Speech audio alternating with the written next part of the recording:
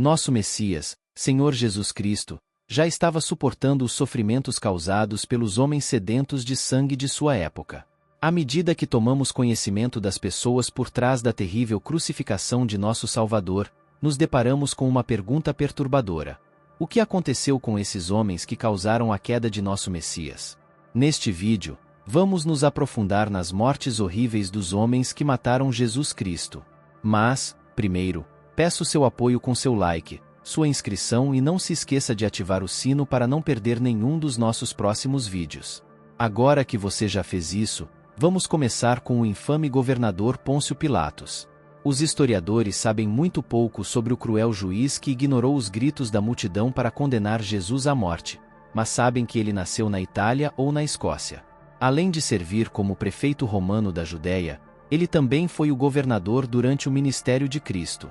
Segundo Filon de Alexandria, um filósofo judeu que viveu no ano 58 d.C., ele era um juiz terrível que roubava das pessoas, as executava sem julgamento e era extremamente cruel. Na Bíblia, João 18, versículo 37, revela Pôncio Pilatos questionando Jesus sobre ser rei, ao que Jesus respondeu: "Você diz que sou rei. Para isso eu nasci e para isso vim ao mundo, para dar testemunho da verdade." Segundo o historiador romano Tácito, Pôncio Pilatos foi removido de seu posto e enviado de volta a Roma por usar força excessiva, mas não termina aí.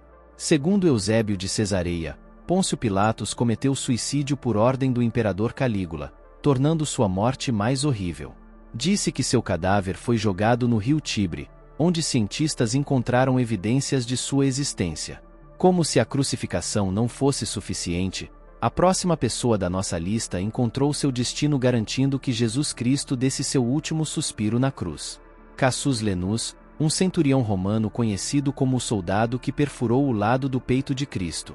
O nome do centurião, da Capadócia, Turquia, é mencionado no Evangelho de Nicodemos, um livro proibido da Bíblia, embora nenhuma história bíblica revele seu nome. De acordo com o livro proibido, ele se tornou um cristão devoto após sua visão ser prejudicada pelo sangue e água de Cristo que espirraram em seus olhos. Devido à sua nova fé, ele foi preso e decapitado como um dos primeiros mártires. Durante muito tempo, acreditava-se que sua cabeça decapitada possuía poderes mágicos e curava o rei Herodes da Judéia, um homem que também sofreu uma morte horrível por tramar a morte de Cristo durante seu reinado de 74 a 4 a.C. O rei Herodes, um fantoche de Roma, supervisionou o território independente, mas ainda fortemente influenciado, da Judéia. Na Bíblia, vemos o rei Herodes retratado como um homem terrível que não teve nada a ver com a crucificação de Jesus Cristo. No entanto, o que ele fez foi além da crueldade, pois ele assassinou ferozmente pessoas inocentes após saber da chegada do Filho de Deus. Ele estava obcecado em destruir nosso Messias antes que ele pudesse amadurecer, temendo um potencial rival ao trono, e iniciou uma matança, massacrando todos os bebês em Belém com 2 anos ou menos. Uma voz foi ouvida em Ramá, chorando e lamentando alto. Raquel chorando por seus filhos, recusando-se a ser consolada, porque eles não existem mais. Mateus 2, versículo 18. A crueldade do rei Herodes vai além de matar aqueles que estavam longe dele, pois ele também liderou o assassinato impiedoso de seus 3 filhos e uma de suas esposas. Você pode se perguntar o que torna sua morte digna de um lugar em nossa discussão. Especialistas acreditam que ele morreu de complicações relacionadas à gonorreia ou insuficiência renal, segundo Ian Mann, da Universidade de Washington. As evidências estão nos relatos dos últimos dias do rei Herodes. O rei sofria de coceira severa e dor intestinal, tinha dificuldade para respirar, suportava convulsões frequentes e sofria de uma infecção nos genitais. Com a gravidade de suas ações, você poderia dizer que ele merecia uma morte ainda mais horrível por matar bebês inocentes apenas por medo de ser superado. Passando para outro homem que sofreu uma morte horrível nas mãos de seu parente, o imperador Tibério. Enquanto Tibério governou Roma de 14 a 37 d.C., os evangelhos nunca afirmam que ele teve qualquer papel no planejamento do assassinato de Jesus Cristo. Pode não parecer importante agora, mas há 2000 anos, a Judéia estava muito afastada dos assuntos de Roma. Isso significa que aqueles em alta autoridade em Roma na época não estavam informados sobre o que estava acontecendo na Judéia. Como resultado, Pôncio Pilatos teve facilidade em prosseguir com a execução de Jesus Cristo. Por muitos anos após a morte de Cristo, os imperadores de Roma permaneceram no escuro sobre seu destino infeliz. Pode-se dizer que sua ignorância também causou a morte de nosso Messias. O historiador romano Suetônio afirma que o imperador Tibério foi envenenado, deixado faminto e sufocado com um travesseiro por seu sobrinho-neto Calígula, que se tornou um dos imperadores romanos mais infames.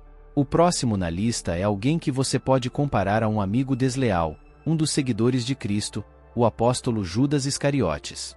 Judas Iscariotes foi um dos 12 apóstolos de Cristo que entregou seu mestre às autoridades que levaram à sua crucificação, em troca de 30 moedas de prata. Judas ofereceu-se voluntariamente para trair seu mestre, levando descaradamente os soldados romanos ao jardim do Getsêmani e beijando Jesus para que os soldados pudessem identificá-lo. Atos 1, versículo 18. Agora este homem comprou um campo com o preço da iniquidade, e caindo de cabeça, estourou ao meio e todas as suas entranhas se espalharam. Pouco depois de sua traição, Judas Iscariotes morreu de uma morte vergonhosa ao se enforcar após devolver as peças de ouro e se arrepender de suas ações. Disse que seu corpo enforcado passou por uma decomposição horrível, com suas entranhas quase explodindo. O próximo traidor da divindade é também um dos discípulos de Cristo, o apóstolo Pedro. Embora a traição do apóstolo Pedro a Jesus Cristo não tenha sido tão severa quanto a de Judas Iscariotes, ele ainda desempenhou um grande papel na queda de Cristo. A história do apóstolo Pedro já é bem conhecida por todos nós, a história de como ele negou vergonhosamente seu mestre 3 vezes enquanto Jesus era caçado, quando uma serva perguntou sobre seu relacionamento e quando outras 2 pessoas perguntaram se ele estava com Jesus. Pedro não falhou em trair o divino. Embora tenha se arrependido e lamentado suas ações depois, continuou a negar Jesus nos momentos mais cruciais antes de sua morte. Mas como você acha que o apóstolo Pedro encontrou sua queda? Bem, não é muito diferente de como Jesus Cristo morreu. O apóstolo Pedro foi condenado à morte por crucificação pelo imperador Nero em Roma no ano 64 d.C., com a intenção de replicar a morte de seu Salvador. No entanto, sentindo-se indigno de morrer da mesma maneira, o apóstolo Pedro foi crucificado de cabeça para baixo, tornando sua morte mais aterrorizante. Finalmente, chegamos ao último homem que foi responsável pela morte de nosso Salvador. Quando Jesus foi condenado à crucificação durante sua captura, o sumo sacerdote José Caifás seguiu a tradição judaica e ordenou sua prisão no templo até que um conselho de sacerdotes ouvisse seu caso. Com a clara intenção do sumo sacerdote de matar Cristo imediatamente, ele executou seu plano em segredo e assim o veredicto foi anunciado sob o manto da escuridão. Caifás e seu sogro Anás conspiraram juntos para eliminar nosso Messias usando sua influência e poder como líderes religiosos distintos durante o ministério de Cristo. Após ser interrogado, Jesus Cristo foi transferido diretamente para Caifás, o sumo sacerdote por cerca de 12 anos na época, apesar de não ter autoridade para ordenar a morte das pessoas. Caifás acusou Jesus de blasfêmia e o condenou à morte com a ajuda do governador Pôncio Pilatos. Diz a lenda que Caifás viveu uma longa vida após condenar Cristo à morte. Por muitos anos, Caifás passou seus últimos dias consumido por uma terrível tristeza e arrependimento pelo que havia feito a Jesus e eventualmente morreu de velhice em 66 d.C. na ilha de Creta. Entre todos os outros homens, Caifás pode ter tido a maneira menos horrível de morrer, mas somente nosso Deus sabe qual foi o destino infernal que ele acabou tendo depois do que fez a nosso Salvador Jesus Cristo. Quando Jesus Cristo morreu e ressuscitou, ele foi buscado por seus anjos. Ao refletirmos sobre as vidas e destinos daqueles que desempenharam papéis cruciais na crucificação de nosso Senhor Jesus Cristo, nos deparamos com uma mistura de justiça divina e misericórdia eterna. A narrativa que exploramos não só detalha as ações daqueles diretamente responsáveis pela morte de Jesus, mas também nos convida a considerar as complexidades do arrependimento e da redenção. As histórias de Pôncio Pilatos, Cassius Lenus, Rei Herodes, Imperador Tibério, Judas Iscariotes, Apóstolo Pedro e José Caifás destacam uma verdade inegável: as ações humanas têm consequências, tanto neste mundo quanto no próximo. A Bíblia nos ensina sobre a justiça de Deus, que é tanto rigorosa quanto compassiva. As mortes trágicas e as consequências eternas enfrentadas por aqueles que traíram ou prejudicaram o Filho de Deus destacam a seriedade do pecado e a realidade da justiça divina. No entanto, também somos lembrados do poder do arrependimento e da possibilidade de redenção, como visto na transformação de Cassius Lenus e no arrependimento de Pedro após negar Cristo. Essa reflexão nos leva a uma avaliação pessoal de nossas próprias vidas e ações. Somos chamados a buscar a misericórdia e o perdão de Deus e a viver de uma maneira que honre e glorifique o sacrifício de Jesus na cruz. Que possamos aprender com os erros daqueles que vieram antes de nós e buscar um relacionamento mais profundo e sincero com nosso Salvador. Oração. Senhor Todo-Poderoso, nosso justo e misericordioso Pai, diante de Ti nos curvamos em humildade e reverência. Reconhecemos, através das histórias dos homens que condenaram Teu amado Filho, o peso do pecado e a profundidade de Tua justiça. Agradecemos por Tua misericórdia infinita e por Tua capacidade de transformar corações endurecidos e vidas perdidas. Pedimos, Senhor, que nos ajudes a viver de acordo com Tua vontade, para que possamos ser instrumentos de Tua paz e amor neste mundo. Que o exemplo de Jesus Cristo nos inspire a buscar justiça, amar a misericórdia e andar humildemente contigo. Perdoa-nos, Pai, pelas vezes que falhamos e nos desviamos de Teus caminhos. Renova em nós um espírito de sincero arrependimento e fé inabalável. Que a lembrança do sacrifício de Teu Filho nos motive a viver vidas que Te glorifiquem e inspirem outros a Te buscar.